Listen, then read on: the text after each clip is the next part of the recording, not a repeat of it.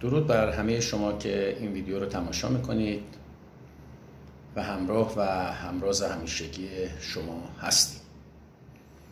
یه موضوع خیلی مهمی رو میخوام راجبش صحبت کنم و اون متاسفانه سرگردانی مراجعانی هستش که به دلیل تشخیص نادرست بین روانپزشک و روانشناس دچار سرگردانی هستند.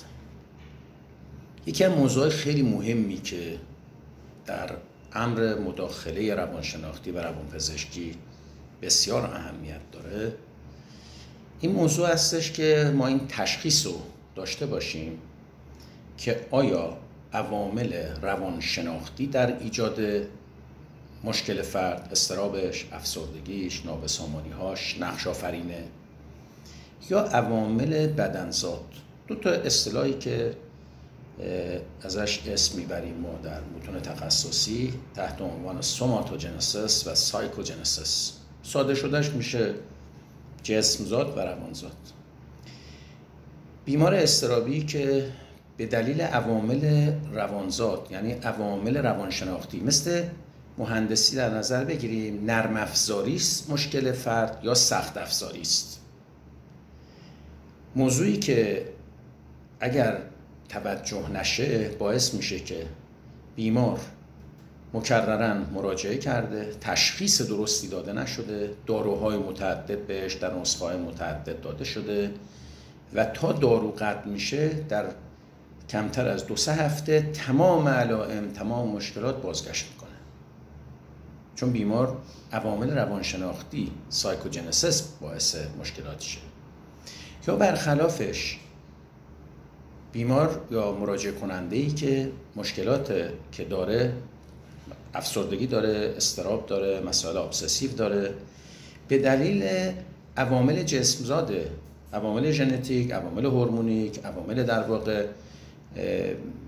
ساختاری، این باعث اون اتفاق میشه و این فرد رو هی مکرراً جلسات رواندرمانی بذاریم اثر بخش نخواهد بود. این موضوع بسیار مهمی است که مداخله تخصصی میتونه این کمک رو بکنه. یعنی فردی که صلاحیت تخصصی داره توانایی اینو داره که این تشخیص رو داشته باشه.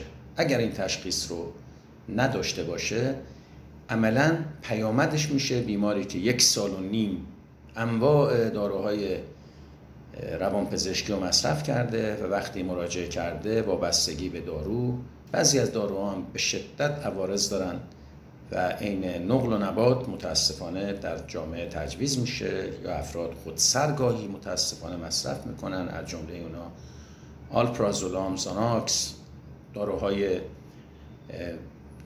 که پام ها هستن، دیازپام، اگزاسپام، کلونازپام، اینا ساید افکت های متعدد داره مگر با تشخیص درست و با نظر تخصصی درست متخصص تجویز کرده باشه.